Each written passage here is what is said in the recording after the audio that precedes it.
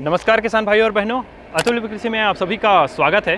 किसान भाइयों, आज के हमारे इस वीडियो में हम बात करने वाले हैं कम लागत कम मेहनत में लंबे समय तक चलने वाली नकदी फसल के बारे में, जो कि है दोस्तों पपाया की खेती, जिसकी खेती करके हमारे किसान भाई प्रति एकड़ में लाखों रुपए की आमदनी कर सकते हैं। लेकिन दोस्तों, आप लोगों को इसकी खेती में आने से पहले आप सबसे पहले इस अपने नज़दीकी में जो मार्केट है, मंडी है, उसको आप समझ लीजिए कि वहाँ पर किस तरह से डिमांड इसकी रहने वाली है, क्योंकि इसकी जो ट्रांसपोर्टिंग होती है वो हम ज़्यादा दूर तक नहीं कर पाते हैं।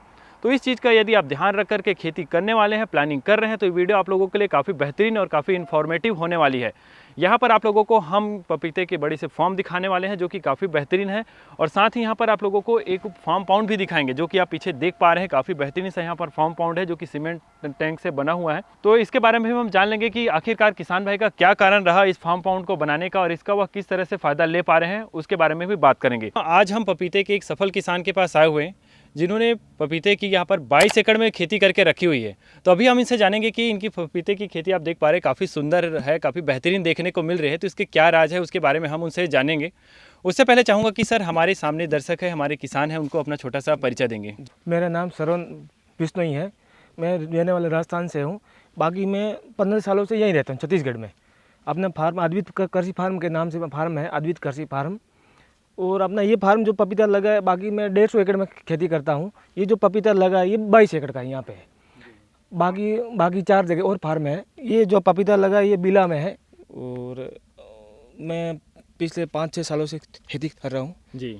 उससे पहले मैं ना खेत का रेवलिंग कर रहा था जी, खेत को ढाल के से बनाना है, प्लाटिंग काट के बढ़िया एकदम प्रोसेस है। मतलब खेती की जो मेन शुरुआत होती है वो आप कर रहे हैं, हाँ, तैयार करके देते थे। बिल्कुल बीना से शुरुआत किया था हम लोग जी उसके बाद हम लोग खेत को कैसे बनाना है, कैसे जोताई करना है, कैसे बेड बनाना है और जी किस टाइप प्लाटिंग काटना है कि ड्रिप का प्रेशर पानी का बराबर रहे, एक प्रॉपर स्लोप हो गया। प्रॉपर स्लोप हो गया, खेत में बारिश का पानी बाहर निकल जाए और ज़्यादा पानी ना रुके। वो ज़्यादा पानी रुकते ना फसल खराब हो जाती है। जी हाँ, उसका एकदम प्रॉपर तरीके से हम लोग वो बढ़िया से कर लेते हैं। जी, फील्ड प्रिपरेशन का काम आपका पूरा था, मैनेजमेंट का। जी। तो ये काम अभी भी है कि क्लोज हो गया सर? नहीं, अभी भी है सर, है अभी ना? भी, हाँ बिल्कुल अभी भी है, काम चल रहा है कई जगह। और फिर बाद में खेती में आ गई, 4-5 साल हो गए तो खेती करने के बाद बहुत अच्छा लग रहा है जी। तो नए जैसे फार्मर होंगे सर, तो वो क्या आपसे कांटेक्ट कर सकते हैं? बिल्कुल वेलकम जी। बिल्कुल हम लोग जो भी है हमारे जो जितनी जानकारी बिल्कुल हम लोग शेयर करेंगे जी। और बिल्कुल जितना होगा उतना साथ देंगे। जी। तो अभी आपको खेती करते 5 साल हो चुके हैं, तो सर का यहाँ पर आप तो पपाया का फार्म देख रहे हैं, ऐसे और बड़े बड़े अलग अलग बहुत सारे फार्म हैं। 5 जगह सर। जी, 5 जगह। वहाँ पर क्या क्या लगा करके? एक जगह अमरूद लगा है, पूरा आम लगा है, और एक जगह केला लगा है पूरा, और एक जगह पूरा वेजिटेबल है। जी। तो अभी हम तो मेन पपीते के फॉर्म पे है, तो इसी के बारे में हम जान लेंगे कि किस तरह से यहाँ पर कर रहे हैं। तो सर, ये जो हमारी फसल होती है कितनी लंबी चलने वाली फसल है? ये सर 1 साल। 1 साल तक चलती है? जी हाँ। हमारे यहाँ के जलवायु में जलवायु के हिसाब से 1 साल में हम लोग उसको है ना अपना 15 जून के पहली बारिश होती छत्तीसगढ़ में। जी। पहले 15 जून को लगवाते थे ये पौधा, प्लांटिंग होता है। जी, प्लांटेशन 15 जून के जी सर। हाँ, पहले शुरू में आज से 4-5 साल पहले ना अप्रैल में होता था पपीता। जी। अब धीरे धीरे गर्मी का इतना बढ़ गया ना, तो उसमें धीरे धीरे उसमें अपन लेट करते जी, क्योंकि सर्वाइव नहीं कर पाएगा जी। हाँ, पौधे। हाँ। उसके बाद हम लोग है ना इसको ना 15 जून को टीपी करते हैं। जी। तो वैरायटी कौन सी है सर? ये 15 नंबर है, और अपना 2 वैरायटी लगी, एक 786 और एक 15 नंबर। 15 नंबर की। 15 नंबर और 786 में दोनों में ये फर्क है जी कि 15 नंबर में वायरस कम आता है, जी, मगर थोड़ा प्रोडक्शन कम आता है।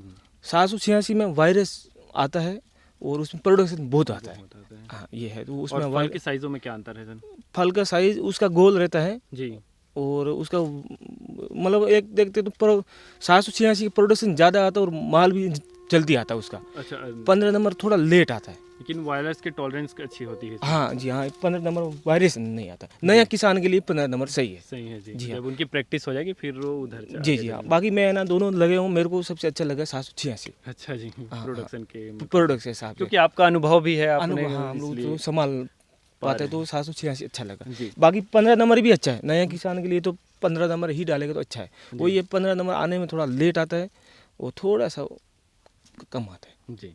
तो इसमें सब वायरस नहीं उसमें, वायरस नहीं है। वायरस नहीं है। जी, तो जैसे कि बताया सर, ये हमारी साल भर चलने वाली फसल होती है, तो मेन इसमें हमारा फील्ड प्रिपरेशन का हो जाता है कि इसके फील्ड प्रिपरेशन किस तरह से ज़मीन को कैसे तैयार करें। उसको सबसे मेन चीज़ है, सबसे पहले है ना अपन खेत को बढ़िया से बनाना है, जी फिर अच्छी जोताई करनी है, गहरी जोताई करनी है, फिर 1 आध महीने धूप में उसको सुखाना है, जी सुखाने के बाद है ना फिर बेड बनाना है उसको, जी गोबर खाद डालना है पहले, प्रति एकड़ 2-3 टोली गोबर खाद डालना है, सूखा गोबर खाद डालना है, जी ऐसे नहीं जैसे लाया गीला डाल दिया, नहीं उसको सुखाना है, 1-2 बार जेसीबी से पलटी मारना है, जी। पलटी मारने के बाद सुखाने के बाद बेड बनाना है। 8 पपीता 8 फीट में लगता है, 8x6।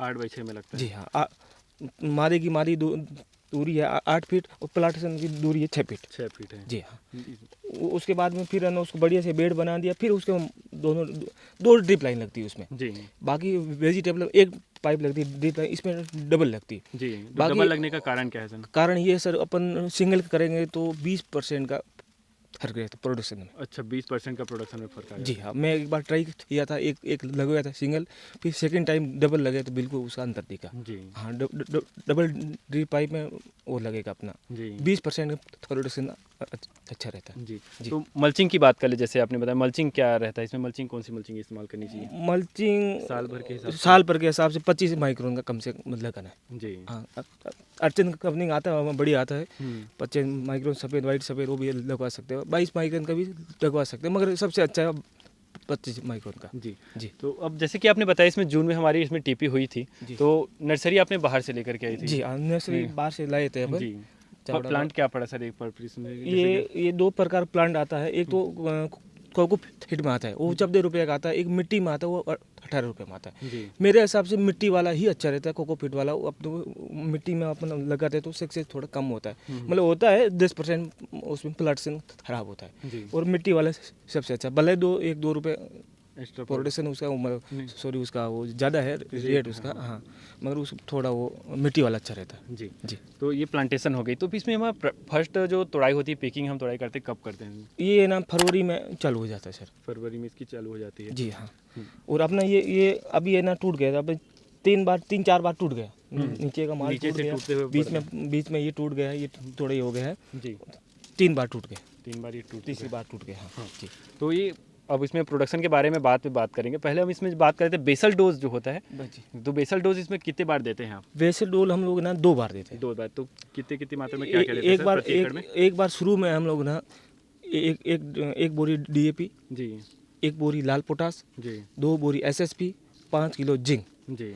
ये बेड में डाल देते, मल्चिंग होने से पहले जी। पहले डाल देते और जी। दूसरा और उसमें 25 किलो मैग्नीशियम। मैग्नीशियम जी। जी हाँ, उसके बाद फिर दूसरी बेसल डोज कब देते हैं सर? दूसरी थोड़ा सा पौधा बड़ा हो जाता है, जी फिर पौधे से थोड़ा दूर डालते हैं। जी ये पौधा है, इसे आधा फीट दूर इधर और उस साइड डालना, हाँ, दोनों तरफ करके डाल दोनों तरफ, हाँ, मतलब पौधे से दूर डालना है। दूर डालना है। कई बार गलती कर देते किसान उसको जड़ी में डालते थे। जी। हाँ, वहाँ नहीं डालना, थोड़ा सा दूर ये डालना। सावधानी रखनी की जी सारों को। जी जी हाँ, तो उस समय क्या क्या देते हैं? सेम वही रहेगा? सेम वही, उस टाइम 100 ग्राम के आसपास डालना है, जी 75 ग्राम 80 ग्राम 100 ग्राम के आसपास पौधे से थोड़ा दूर डाल देना है। जी। ये बेसल डोज हो गया सर। और पानी कितनी रिक्वायरमेंट होती है इसको? पानी सर इसमें ना ज़रूरत पड़ता है, पानी इसमें ना छोटा पौधा रहता ना, उसके हिसाब से 2 घंटा चला दिया, जी 1.5 घंटा उसको पानी को दे के, हल्का गीला, ज़्यादा भी नहीं चलाना इसमें, जी हल्का गीला देख लेते हो, जो भी है उसको देख लेना, उसको तो देखना पड़ता कि हाँ गीला कितना है, क्या चीज़ हो, नॉर्मल गीला रहना चाहिए, एकदम पिच नहीं रहना। नहीं रखना उसको। जी।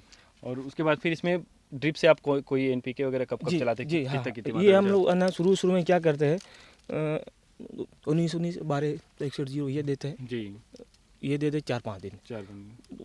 उसके बाद शेड्यूल चालू हो जाता है। जी हाँ, फिर बाद में हम लोग ना एक बार थोड़ा देते, फिर बाद में इसमें ना 1 महीना हम लोग ना खाद पानी कुछ नहीं चलाते, जी। पूरे स्टेज देते, मतलब 4-5 दिन चलाने के बाद हाँ, स्टॉप कर देते हैं। फिर स्टेज दे देते, फिर वो ऊपर का जो पेस्टिसाइड जो स्प्रे वो चलाते, बाकी 1 महीना कुछ भी नहीं चलाते। जी पौधा बढ़िया से ग्रोथ करेगा और फूल लगना चालू होगा ना, थोड़ा उससे पहले खाद देते, जी। फिर ज़बरदस्त खाद देते, अच्छा। फिर उसमें कमी नहीं करेंगे, जी। फिर कमी कर दिया तो ये फल छोटे रह जाते छोटा हैं। छोटा। ये तो उस समय अभी कौन कौन सी चल रही है सर? अभी उसमें सर 3 ग्रुप है, अलग अलग है, जी यूरिया हो गई, पोटास हो गया, और अपना यूरिया पोटास, और ये अलग अलग ग्रुप है, उसमें ईडिटा हो गया, जी। साथ में चलता है वो। जी हाँ, ये और दूसरे सेकंड में अमोनियम मैग्नीशियम और ये चलता है, और थर्ड में कैल्शियम बोरान जी। और 13-0-45।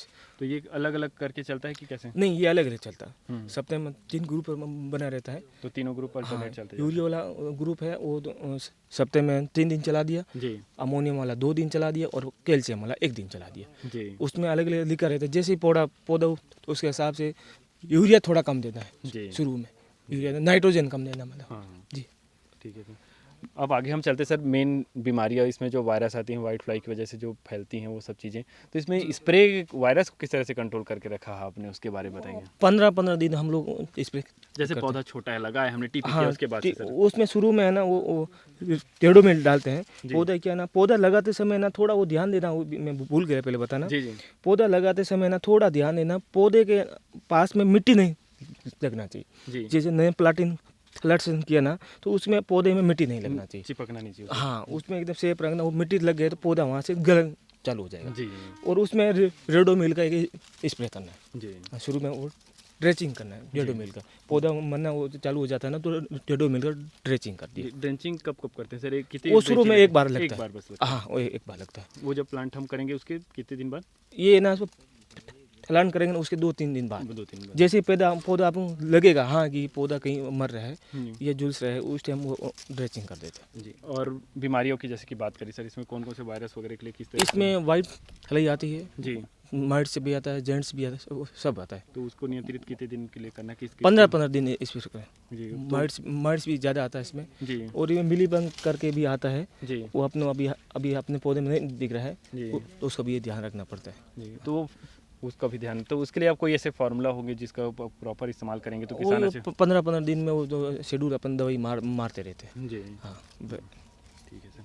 बाकी वो किसान कोई चाहेंगे तो अपन शेड्यूल देते हैं। जी जी हाँ। ठीक है सर। अभी हम आगे चलेंगे। सर का जो फार्म पाउंड है, फार्म पे काफ़ी सुंदर एक फार्म पाउंड भी बना कर रखा है, तो उसका कारण है, उसके क्या फ़ायदे ले पा रहे हैं उसके बारे में बात करेंगे, और साथ ही प्रोडक्शन और कितना प्रॉफिट हो जाता है एकड़ में उसके बारे में हम वहाँ पे बात करेंगे सर। जी। तो अभी यहाँ पर आप किसान देख पा रहे हैं कि अभी यहाँ पर इनका फार्म पाउंड है, तो इसका बनाने का क्या कारण रहा उसके बारे में हम अभी सर से समझेंगे।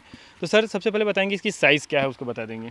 ये सर है ना 50 का है। जी 50 है, और इसका गहराई कम है, नीचे पत्थर आ गए, तो हम लोग ना इसका गहराई 5 फीट 5 लिया। फीट दे पाएंगे। बाकी ये पत्थर नीचे नहीं होता ना, तो हम लोग ऊपर से पैक करते हैं इसको, जी, और गहरा करके। और गहरा करके उसको साइज कम कर गहराई कर देते हैं। मगर इसमें पत्थर आ गया है, इसलिए हम लोग इसको चौड़ाई बना लिया। चौड़ाई बना दी। जी हाँ। जी। तो अभी इसका बनाने का मेन कारण क्या है उसके बारे कारण में? इसका ये है सर, इसका बोर का पानी इसके अंदर आता पूरा। जी, अभी जैसे आ रहा था लाइट भी गोल हो गया वहाँ जी पे। हाँ हाँ, वो बोर का पानी इसमें आता पूरा। जी। और इसके बाद है ना ये अपना ड्रिप चलता है, इसके बाद खेत में जाता है। जी। इसलिए जाता है कि वो ये मोटर लगाने से इसके खेत का जो पानी जाता है ना, बराबर ड्रिप में प्रेशर से जाएगा, प्रेशर से जाता है। नीचे से ऊपर तक जी ये बराबर जाएगा। नहीं तो बोर से सीधा डायरेक्ट अपन दे रहे हैं ना, तो एक तो नीचे से पानी आ रहा है, जी। फिर प्रेशर देना, तो उसमें थोड़ा पीछे वाला पौधे में थोड़ा पानी और खाद कम जाता है। कम जाता है। इसलिए अपन पौंड बनाते हैं और पानी पूरा इकट्ठा करते हैं, फिर वो ड्रिप से देते खाद के साथ। जी जी। तो कई किसान भाइयों की मेन समस्या होती है, जैसे ग्राउंड लेवल डाउन हो गया तो पानी प्रॉपर नहीं आ पाता, जी। वोल्टेज की वजह से नहीं आ पाता, तो वो सारी चीज़ें उसके इसमें लिए सॉल्व तो हो ये जाए। एक नंबर का चीज़ जी। है। उसके लिए वो लाइट का दिक्कत है, या पानी को रात भर स्टोर कर, रात में कई बार क्या करती है, अपने स्टाफ को बता के चल दिया, जी वो बोल दिया हाँ भैया चालू कर दिया, तो फिर वो बराबर खाद नहीं चला पाता। जी। तो रात भर अपने उसमें क्या किया, बोर इसमें चला दिया, जी सुबह में जल्दी आए अपना खाद चला चला दी। जी जी। हाँ। तो एक प्रॉपर तरीके से समान तरीके से हमारी खाद पानी फैल पाती है, फैल पाती, हाँ, इसी प्रेशर बराबर रहता है खेत में। जी। हाँ, और लाइट की कमी रहता तो भी थोड़ा इसमें स्टॉक होके रह जाता रह पानी। जाता है। जी हाँ।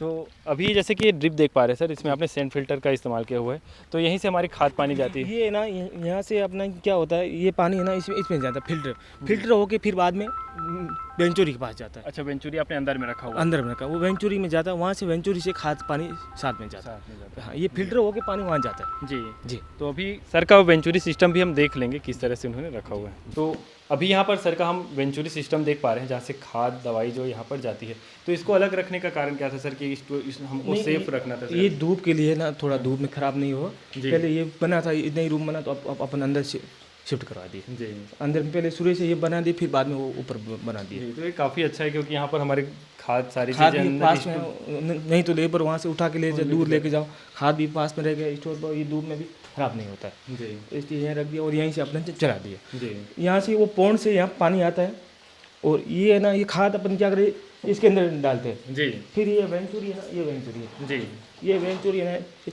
इसके अंदर डाल दिया और खाद पानी एक साथ खेत में दे दिया। जी हाँ, तो ये 22 एकड़ को यहीं से हम पूरा कंट्रोल कर पूरा यहीं से कंट्रोल होता है, यहीं से वाल लगाए, यहीं से पूरा कंट्रोल होता है। जी हाँ, वो खाद यहाँ से डाला और सीधा कर जी अभी सर हम मेन समझ लेते हैं कि हमारा इसमें कितना प्रोडक्शन आ जाता है और आपका क्या प्रोडक्शन आ रहा है उसको बात करेंगे। तो इसमें ना सबसे पहले एकड़ के हिसाब से बात करें। एकड़ के सब 45 टन, 50 टन, 55 टन। जी हाँ, बढ़िया से होता है, 60 टन भी जाता है, जी। मन नॉर्मल 50-45 जी जी। तो इसका हम हिसाब लगा लेंगे। सबसे पहले तो प्लांट कितने प्लांट आ जाते हैं हमारे एकड़ में? एकड़ में 900 पौधे लगते हैं। जी जो जो हमने 8x6 का जो डिस्टेंस जी बताया था उसमें जी हमारे जी 900 पौधे आ 900 पौधा आता है। गए। पर एकड़ में कितना तो पर प्लांट में हमारा कितना आ जाता पर प्लांट में 50 kg, 55 kg, 45 kg ऐसा रहता है। है? जी जी। और अगर हम इसमें 2 वैरायटी की बात करी थी सिर्फ, तो जैसे 15 नंबर की वैरायटी की कितने प्रोडक्शन आ जाता है? वही मैं आपको बता रहा था ना कि 55, जी इसीलिए बता रहा था कि 15 नंबर में ना 50 के अंदर आता है, जी 50 के अंदर ही आएगा, 45 के आसपास। और ये 786 है ना, जी वो 50 के ऊपर जाएगा। 50 55 60 तक हाँ, चला 60 तक चले जाएगा। हाँ, जी। हाँ। तो इस अभी रेट क्या मिल रहा है सर? रेट क्या मिल जाता है अभी तो रेट बहुत अच्छा है। जी बाकी ये रेट तो कम मिलता है बहुत, अभी 23 रुपये 24 रुपये रेट चल रहा है। जी जी हाँ, ये एक आध महीना तक और चलेगा, अच्छा ही है। जी बाकी अभी तो रेट अच्छा है, बाकी 10 रुपये से कम कभी नहीं आता नहीं पपीता। हाँ, पपीता कुल मिला के पपीता ठीक है जी, खेती में। मतलब हाँ, फार्मर को लॉस में नहीं लॉस जाने देगा। पपीता नहीं जाने दिया। अपन भी 2-3 बार लगवाए, जी। अभी तक पपीता लॉस पे नहीं किया। लॉस में किसानों को लॉस में नहीं जाने देता, नहीं, मतलब नहीं, जितना पपीता खर्चा और नहीं। प्रॉफिट तो जी, देके ही जाएगा। प्रति एकड़ लाख रुपए खर्चा आता है पपीता जी। लगाने में, जी